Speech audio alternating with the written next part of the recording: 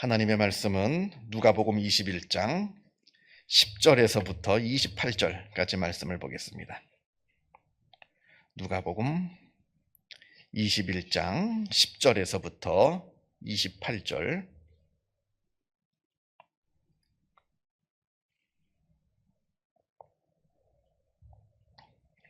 누가복음 21장 10절에서부터 28절, 조금 깁니다만 한 목소리로 그래도 같이 읽겠습니다. 또 이르시되 민족이 민족을, 나라가 나라를 대적하여 일어나겠고 곳곳에 큰 지진과 기근과 전염병이 있겠고 또 무서운 일과 하늘로부터 큰 징조들이 있으리라. 이 모든 일 전에 내 이름으로 말미암아 너희에게 손을 대어 박해하며 회당과 옥에 넘겨주며 임금들과 집권자들 앞에 끌어가려니와 이 일이 도리어 너희에게 증거가 되리라. 그러므로 너희는 변명할 것을 미리 궁리하지 않도록 명심하라. 내가 너희의 모든 대적이 능히 대항하거나 반박할 수 없는 구변과 지혜를 너희에게 주리라. 심지어 부모와 형제와 친척과 벗이 너를 넘겨주어 너희 중에 몇을 죽이게 하겠고 또 너희가 내 이름으로 말미암아 모든 사람에게 미움을 받을 것이나 너희 머리털 하나도 상하지 아니하리라. 너희의 인내로 너희 영혼을 얻으리라. 너희가 예루살렘이 군대들에게 에워싸이는 것을 보거든 그 멸망이 가까운 줄을 알라. 그때에 유대에 있는 자들은 산으로 도망갈 것이며 성내에 있는 자들은 나갈 것이며 촌에 있는 자들은 그리로 들어가지 말지어다. 이날들은 기록된 모든 것을 이루는 징벌의 날이니라. 그날에 아이벤 자들과 젖먹이는 자들에게 화가 있으리니 이는 땅에 큰 환난과 이 백성에게 진노가 있겠음이로다. 그들의 칼날에 죽임을 당하고 모든 이방에 사로잡혀 가겠고 예루살렘은 이방인의 때가 차기까지 이방인들에게 밟히리라. 1월 성신에는 징조가 있겠고 땅에서는 민족들이 바다와 파도의 성난 소리로 인하여 혼란 중에 곤고하리라. 사람들이 세상에 임할 일을 생각하고 무서워함으로 기절하리니 이는 하늘의 권능들이 흔들리겠음이라. 그때에 사람들이 인자가 구름을 타고 능력과 큰 영광으로 오는 것을 보리라. 이런 일이 되기를 시작하거든 일어나 머리를 들라. 너희 속량이 가까웠느니라 하시더라. 아멘. 지난 시간에 주후 70년, 그러니까 예수님 때로부터 47년 후죠. 주후 70년에 있을 로마에 의한 예루살렘의 함락, 그리고 그때 로마 군인에 의해서 예루살렘 성이 그야말로 돌 위에 돌 하나 남지 않을 정도로 완전히 파괴되는 그런 일이 있게 될 것이다 라고 하는 예수님의 예언을 우리가 지난 시간에 보았습니다. 오늘도 이제 같은 맥락에서 주시는 말씀인데, 오늘 주시는 이 말씀은 도대체 정확하게 어느 때를 말씀하는 건지는 조금 여러 의견이 있을 수 있습니다. 근데 우리는 이렇게 한번 이해를 했으면 좋을 것 같아요. 우리가 저 멀리 있는 산을 볼 때 산들이 이렇게 막 중첩되어 있습니다. 이렇게. 그래서 우리가 볼 때는 그냥 같은 산처럼 보여요. 하나의 산처럼, 뭐 여러 봉우리들이. 근데 사실은 하나의 산이 아니라 옆에서 보게 되면 서로 거리가 멀리 떨어져 있는 그런 산들입니다. 그래서 우리가 이렇게 볼 때는 그 원근감이 느껴지지가 않고 그냥 하나의 산처럼 보이는데, 실제로는 앞에 있는 산과 뒤에 있는 산은 굉장히 완전히 거리도 멀고 완전히 다른 산입니다. 성경 말씀에 보통 우리가 보게 되면 미래에 대한 예언의 말씀들이 많이 나옵니다. 그 말씀을 볼 때 도대체 이게 어느 시절이냐, 어느 때를 말하는 거냐, 당장 앞에 있을 이야기를 말씀하고 계시는 거냐, 아니면 몇 천 년 후의 일을 말씀하고 계시는 거냐. 이게 산을 보는 것과 똑같습니다. 이게 도대체 보면 하나의 이야기인 것 같은데 또 살펴보면 또 다른 이야기고요. 다른 이야기지만 또 듣다 보면 하나의 이야기처럼 들리기도 하는 그런 모습들이 있다는 겁니다. 그래서 오늘 이 말씀도 도대체 어느 때냐, 주후 70년 예루살렘 성이 무너질 때냐, 아니면 예수님이 오실 앞으로 미래에 있을 그 재림의 때를 말씀하고 있느냐, 다 포함하는 겁니다. 우리의 눈으로 볼 때는 그냥 하나의 사건처럼 보이지만 이건 여러 사건들을 다 이렇게 모아놓은 이 말씀이다, 이렇게 이해하시면 오늘 말씀이 좀 이해가 쉬우실 겁니다. 오늘 말씀도 지금 예수님께서 미래에 있을, 예수님께서 예루살렘에 이제 곧 있으면 십자가에 달려 돌아가시고 부활하시고 승천하신 이후에 있을 그 이야기들에서, 미래의 일들에 대해서 말씀을 하고 계시는데, 10절 말씀을 보면 먼저 전쟁에 대해서 말씀을 하십니다. 민족이 민족을, 나라가 나라를 대적하여 전쟁이 일어나게 될 것이다. 전쟁들이 일어나게 될 것이다. 11절은 자연재해입니다. 곳곳에 큰 지진과 기근과 전염병이 일어나고 큰 징조들이 하늘로부터 일어나게 될 것이다. 그리고 무엇보다 중요한 것은 신앙의 박해가 일어나게 될 것이다. 너희들이 믿는다는 이유만으로 많은 사람들한테 미움을 당하고 박해를 당하게 될 것이다 하는 이야기가 12절에 나오는데, 이 모든 일 전에 내 이름으로 말미암아 너희에게 손을 대어 박해하며 회당과 옥에 넘겨주며 임금들과 집권자들 앞에 끌려가려니와, 이렇게 말씀하십니다. 전쟁이 있겠고 자연재해가 있겠고 무엇보다 더 중요한 것은 신앙의 박해가 있게 될 것이다. 여기서 중요한 것은 신앙의 박해입니다. 전쟁과 자연기근보다 더 중요한 것은 신앙의 박해입니다. 우리가 이제 누가복음이 끝이 나고 곧바로 사도행전을 보게 될 텐데요. 그것에 보면 많은 예수님의 제자들, 사도들이죠. 사도들, 그리고 또 예수를 믿는 많은 사람들이 복음을 증거하고 전파하다가 많은 박해를 당합니다. 심지어는 죽임을 당하기도 하고요. 그런 일들이 벌어지게 되는데 예수님께서 벌써 그걸 다 아시는 거죠. 그 이야기를 지금 하고 계시는 겁니다. 14절 보면 박해가 일어나면 변명할 것을 궁리하지 말랍니다. 내가 붙잡혔어요. 예수의 부활을 증거하고 복음을 증거한다는 이유만으로 내가 당국에 붙들렸을 때 내가 이때 뭐라고 말을 해야 되나 걱정하지 말라는 겁니다. 다 그때가 되면 성령께서 우리들의 마음을 감동시키셔서 지혜로운 말을 할 수 있도록, 바르게 용기 있는 말을 할 수 있도록 다 도와주신다 하십니다. 우리가 사도행전을 보게 되면 제자들이 이랬거든요. 이 제자들이 공부를 많이 한 사람들이 아닙니다. 그냥 어부들이에요. 어부들이고 그냥 뭐 있는 사람들입니다. 이 사람들이 대제사장에게 붙들려가고 당국자한테 붙들려갔을 때 특히 베드로 같은 사람, 얼마나 지혜 있게 말을 하는지 모릅니다. 베드로가 공부한 사람이 아니거든요. 그러니까 이 당국자들이, 제사장들이 깜짝 놀라지 않습니까? 지혜 있게 말하는 것을 보고 깜짝 놀랍니다. 저가 어부인데 어떻게 본래 이렇게 학식이 많은 자가 아닌데 어떻게 저렇게 말을 하는가 감탄하게 되는데, 이게 예수님께서 오늘 말씀하신 그 내용이죠. 우리에게 성령께서 지혜를 주셔서 그 붙들려가는 그 아주 어려운 상황 속에서도 용기를 잃지 않고 당황하지 않고 바르게 조목조목 하나님의 복음을 증거할 수 있게 된다 하는 그 이야기가 나옵니다. 그러면서 16절과 17절에는 우리가 믿음 때문에 세상에 미움을 받게 될 것이다. 세상 사람들이 예수를 믿는 사람들을 이제 미워하게 되는 거죠. 심지어는 우리 형제가, 내 친형제가, 내 친척들이, 심지어는 우리 부모가 나를 당국에 고발하게 될 것이다.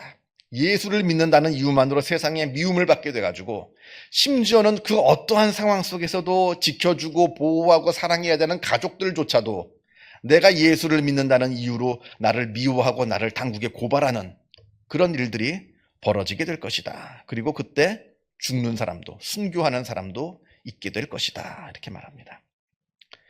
그러나 19절, 너희의 인내로 너희 영혼을 얻으리라. 그렇게 박해를 당하고 목숨을 잃을지언정, 순교를 당할지언정, 그러나 더 중요한 구원을 얻게 될 것이다. 이런 일들이 일어나게 된다는 거예요. 이제 앞으로 예수님께서 십자가에 달려 돌아가시고 부활하시고 승천하시면 이 일들이 33년부터 2024년 오늘까지 이런 일들이 쭉 일어난다는 겁니다. 이게 기독교 역사에서 어느 한때만 벌어진 일이 아닙니다. 기독교 2000년이 넘는 이 긴 역사 가운데 박해가 없었던 적이 없습니다. 그리고 지금도 어느 곳에서는 이런 똑같은 일이 일어나고 있습니다. 우리 기독교는 순교자의 피를 먹고 자라난다 합니다. 우리 기독교는 순교자의 그 피를 먹고 자라나는 그러한 믿음입니다. 그런 복음이에요. 초대교회로부터 지금까지 복음이 들어가는 곳마다 박해가 없었던 곳이 없습니다. 우리나라뿐만 아니라 어느 곳이든지 처음 복음이 들어가는 곳마다 박해와 핍박이 없었던 곳은 없습니다. 지금 우리가 보면 유럽, 본래부터 기독교 국가인 것 같지만 아니거든요. 거기도 나중에 복음이 들어갔습니다. 그 복음이 들어갈 때 많은 순교자가 있었습니다. 유럽에도. 그래서 제가 이제 독일에서 공부할 때 제가 공부하던 거기도 무슨 이렇게 기념비가 하나 세워져 있더라고요. 그게 무엇인가 봤더니 처음 그 땅에 이 복음을 들고 온 이 선교사가 순교를 당했다는 거예요. 그걸 기념하기 위해서 꽤 오래전이죠. 정확하게 제가 연도는 모르겠는데 1000년도 넘은 일이죠. 예전에 한 1000년 전쯤 됐겠죠. 1000년도 넘었을 겁니다. 그때 이제 이 일들인데 제가 정확하게 그 연도는 기억나지 않아서 말씀은 못 드립니다. 어쨌든 유럽도 복음이 처음 들어갈 때 엄청난 박해와 핍박이 있었습니다. 하물며 아랍 국가, 우리나라도 마찬가지고요. 어느 곳에 가든지 항상 기독교 복음은 핍박을 받았습니다. 그 핍박을 받고 그럼에도 불구하고 믿음을 지켰던 우리 믿음의 선조들 덕분에 우리가 지금 이렇게 편안하게 믿음 생활을 하고 있는 겁니다. 아무런 박해도 없고요. 누가 예수 믿냐 뭐라고 이렇게 좀 싫은 소리는 할 수 있을지 몰라도 우리가 예수 믿는 것 때문에 매를 당하고 재산을 몰수당하고 죽임을 당하고 그렇진 않잖아요. 근데 그 사람들은 그랬다는 거예요. 우리 선조들은 예수를 믿는 것 때문에 그 단 하나의 이유만으로 사람들한테 미움을 받고 조롱을 받는 것뿐만 아니라 재산을 몰수당하고 예수를 믿는다는 이유만으로 전 재산을 몰수당하고 고향에서 쫓겨나고 그리고 심지어는 감옥에 붙들리고 그곳에서 순교당하는 그런 일들이 일어났다는 겁니다. 그 덕분에 우리가 지금 이렇게 믿음의 자유를 지금 누리고 있는 겁니다. 우리가 그들의 믿음이 우리에게도 있는지 한번 좀 돌이켜봤으면 좋겠어요. 그들은 재수가 없어서 박해 때 태어나서 예수만 믿는다는 이유만으로 그렇게 박해를 당하고 죽임을 당하고 그때 너무나 죽는 것이 무서워서 나는 예수 안 믿겠습니다 하는 사람은 배교자가 돼버리고 지금은 우리는 어떻게 재수가 좋아서 평안한 때 태어나서 누가 나 예수 믿는다고 욕하는 사람도 없고 때리는 사람도 없고 내 재산을 빼앗는 사람도 없고 나를 죽이는 사람도 없고 그냥 예수를 믿는 건지 취미생활 하는지 건성건성하면서 죽을 때까지 믿음을 지킨다고 했을 때 하나님의 심판대 앞에서 우리의 믿음이 심한 그 박해 때문에 어쩔 수 없이 신앙을 배교한 그 배교자의 믿음보다 우리의 믿음이 더 큰 믿음이다라고 말할 수 있겠느냐 하는 거죠. 비록 우리가 이 핍박과 박해가 없는 이 상황에 이때 태어났다 하더라도 이때 신앙생활을 한다 하더라도 우리의 믿음과 그들의 믿음이 달라서는 안 되겠죠. 왜냐하면 잣대는 하나이니까요. 그래서 내 믿음이 가운데 저들의 믿음이 있는가 우리가 좀 이렇게 진지하게 우리의 믿음을 한번 깊이 한번 되돌아봐야 되는 필요가 있지 않겠나 그런 생각이 듭니다. 자, 20절부터는 주후 70년 로마 군대가 예루살렘에 쳐들어와서 예루살렘을 함락시키고 예루살렘 성전을 무너뜨릴 때 그때의 일들을 예수님께서 이제 예언을 하십니다. 아주 끔찍한 일들이죠. 아주 끔찍한 일들이 벌어집니다. 그런데 이건 비단 주후 70년에만 벌어진 예루살렘에서만 벌어진 한정된 사건이 아닙니다. 지금도 지구촌 곳곳에서 지금도 전쟁이 벌어지고 있지 않습니까? 이 지구촌 곳곳에서 지금도 일어나고 있는 그 끔찍한 상황들이라는 겁니다. 이게 바로 우리 인간이 살고 있는 세상입니다. 그리고 이러한 끔찍한 세상이 바로 말세의 징조라고 하는 겁니다. 그래서 우리가 지금도 우리는 말세를 살아가고 있는 거예요. 어떻게 보면 이 말세라고 하는 것이 종말이라고 하는 것이 2000년 동안 지속되는 겁니다. 그래서 어떤 사람은 그래요. 아니 무슨 말세가 2000년 동안 지속되냐고. 말세면 그게 그럼 말세가 없는 거 아니냐? 종말이 없는 거 아니냐? 아니랍니다. 그건 아닙니다. 왜냐하면 하나님께서는 하루가 천년 같으신 분이고 천년이 하루 같으신 분이에요. 우리 인간의 잣대로 우리 인간의 시간관념으로 보니까 종말이 늘어지는 것 같고 안 오는 것 같고 2000년 동안 계속됐냐 이런 말을 합니다만 하나님께서 보실 때는 시간 이 개념이 우리와는 다르신 분이라는 거예요. 아무튼 우리가 지금 현재 말세 종말의 시대를 우리가 살고 있다라고 하는 겁니다. 27절에 그때의 사람들이 인자가 구름을 타고 능력과 큰 영광으로 오는 것을 보리라 이렇게 말씀하고 있고요. 28절에는 이런 일이 되기를 시작하거든 일어나 머리를 들라 너희 속량이 가까웠느니라. 이런 일이 시작되거든 깨어나라는 겁니다. 머리를 들란 얘기는 깨어있으란 얘기입니다. 아주 세상의 이 민감한 이 문제를 보면서 예수님의 재림이 가까웠구나 종말이 가까웠구나 하면서 신앙적인 각성을 하라는 얘기입니다. 그냥 세상 사람들하고 이렇게 그냥 잠들어 있는 것처럼 멍하게 살지 말고 깨어있으라. 우리가 지난번에 누가복음 12장에서 예수님께서 이런 말씀을 하십니다. 서쪽에서 구름이 몰려오면 소나기가 오겠구나. 왜냐하면 서쪽에는 지중해 바다가 있으니까 습한 구름이 오게 되면 비가 오겠구나. 남쪽에서 바람이 불면 남쪽은 아프리카니까 뜨거운 바람이 오니까 더위가 몰려오겠구나. 그건 잘 알면서 왜 이 시대를 분별하지는 못하느냐? 왜 분간하지 못하느냐? 세상에서 지금 이 많은 난리와 전쟁과 이 많은 이 어려운 일들이 일어나거든 마지막이 가까이 왔음을 깨달아서 영적인 각성을 하라. 이렇게 예수님께서 말씀하고 계시는 겁니다. 그러면서 28절에 28절 다시 읽어보면 이런 일이 일어나거든 일어나 머리를 들라 너희 속량이 가까웠느니라 이렇게 말씀하시는데 우리의 속량이 가까웠다는 겁니다. 말세, 종말이라고 하는 것은 믿지 않는 사람들에게는 무서운 일이지만 두려운 일이지만 우리 믿는 자들에게는 구원의 날입니다. 멸망의 날이 아니라 구원의 날입니다. 그래서 우리한테는 이게 두려운 날이 아니에요. 기대가 되는 날입니다. 그러니까 많은 초대교회 성도들이 예수님의 재림이 빨리 오기를 기다렸어요. 마라나타 주 예수여 속히 오시옵소서 늘 기도했습니다. 이게 바로 재림 사상이죠. 재림의 신앙입니다. 예수님께서 반드시 다시 오시고 그 재림이 속히 임하시기를. 근데 현대인들은 예수님께서 속히 오기를 기다릴까요? 아니 예수님 좀 오시려면 나중에 오십시오. 이렇게 기도하는 경우가 많죠. 아니 예수님 지금 오지 마시고 나중에 오십시오.